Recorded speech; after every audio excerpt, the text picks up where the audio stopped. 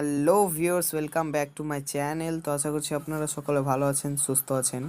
তো আজকে আমরা আলোচনা করতে চলেছি মোবাইল স্ক্রিনের বিষয়ে, যে স্ক্রিনে ডবল ট্যাপ করলে কিভাবে ফোন অন বা অফ হবে। তো এটার জন্য আমাদেরকে প্রথমত সেটিংয়ে যেতে হবে। সেটিংয়ে যাওয়ার পর আমাদেরকে এই যে এখানে একটা ডিসপ্লে বলে অপশন আছে, এই যে এখানে ক্লিক করতে হবে।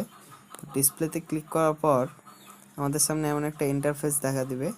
তারপর আমাদেরকে এই যে ডবল ট্যাপ স্ক্রিন আছে, আপনাদেরকে অ্যারো দিয়ে দেখাচ্ছি।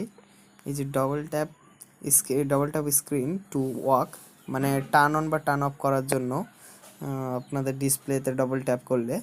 তো এটা যদি আপনারা অন করে দেন তাহলেই মূলত যেই প্রসেসটা এটা হবে।